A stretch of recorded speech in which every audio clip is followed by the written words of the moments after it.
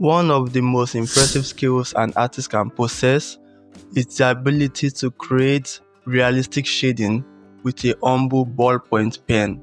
It's an art form that can elevate even the simplest of drawings to a stunning work of art, and yet it's often overlooked in favor of more traditional medium. One thing that is for sure is that artists who master ball pen shadings are few and far between, and that is because it is tough.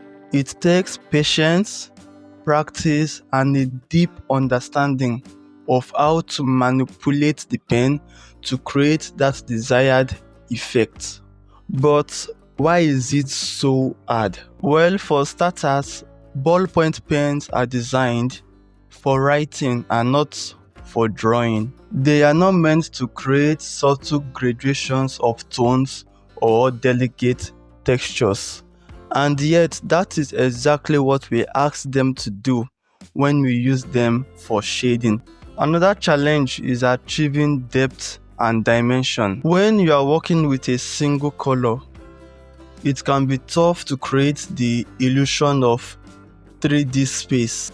And that is where most ball pen shading attempts fall flat. But what if I told you there is a way to overcome these obstacles and create beautiful, intricate shading with nothing but a ballpoint pen?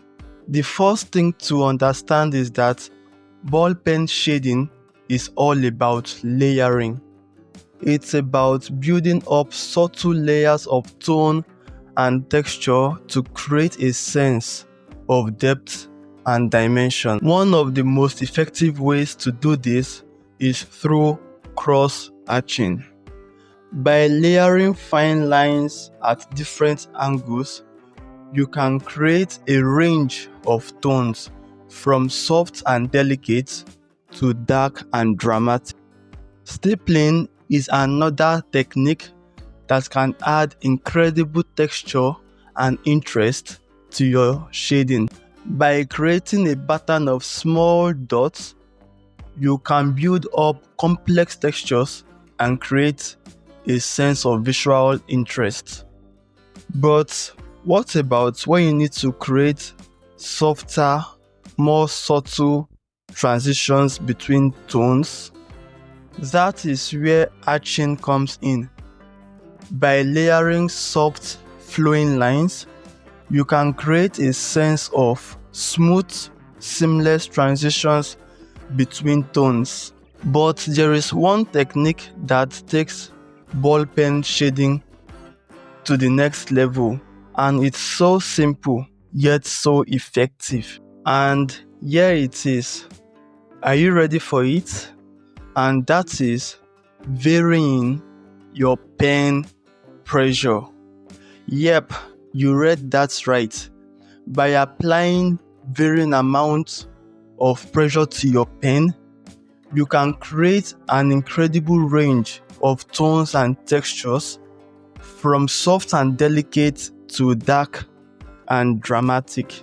I want to demonstrate this technique so you can see just how effective it is.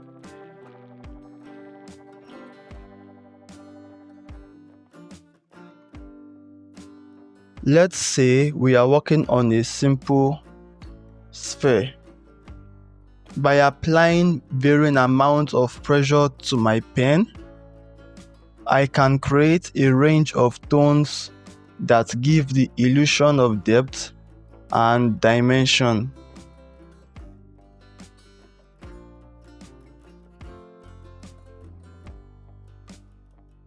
Let's say the light source is coming from this particular angle. So I'm starting with my first layer and I'm using the hatching technique for my first layer.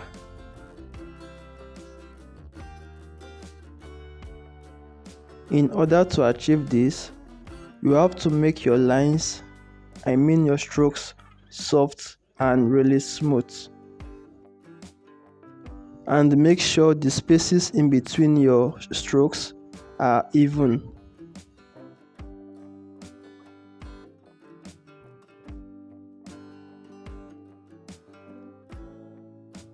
After finishing my first layer with arching, I will go on with my second layer and use the cross arching technique to give it a more smoother look.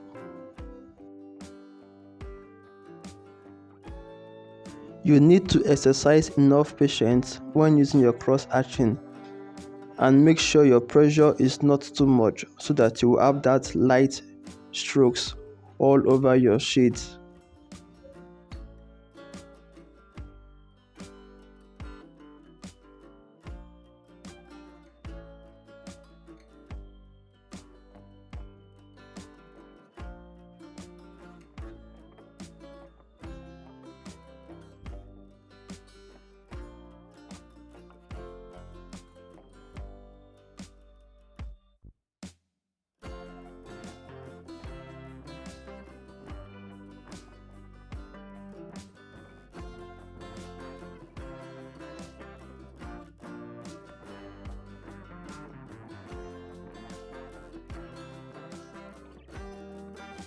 And now I'm moving on to the dark part of this sphere.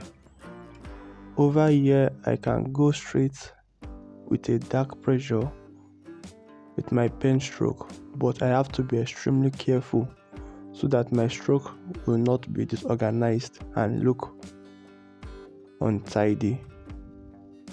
Using cross arching also, after my first layer of cross arching, I'm now going over with my second layer to make it really dark.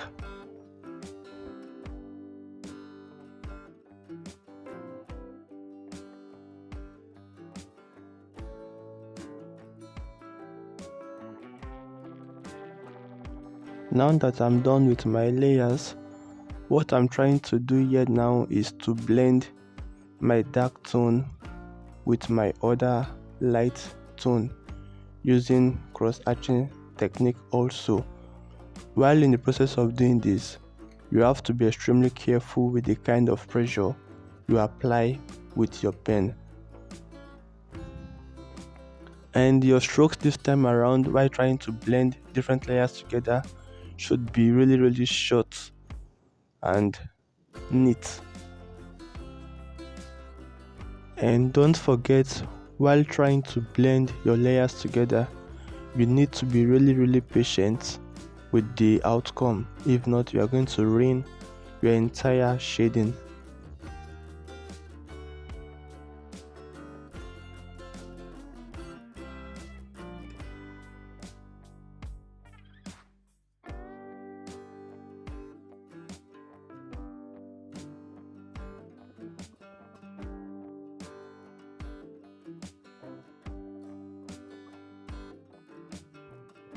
And now I'm shading the lower part of the sphere where the light shadow falls underneath.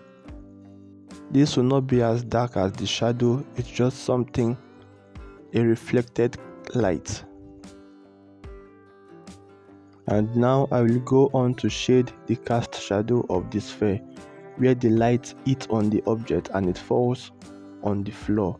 That is where my cast shadow is going to be using the cross arching technique. And now here we have it, a simple sphere shading using the cross arching and the arching technique with layering. By mastering ball pen shading, you can take your art to the next level and create stunning, beautiful, professional looking artwork with just a humble pen. Remember, it's all about practice, patience, and the willingness to experiment and try out new things. Thanks for joining me on this journey into the world of ball pen shading. If you've got your own favorite shading technique or tips to share, kindly leave them in the comments below. And if you want to see more art related content, be sure to check out my other videos.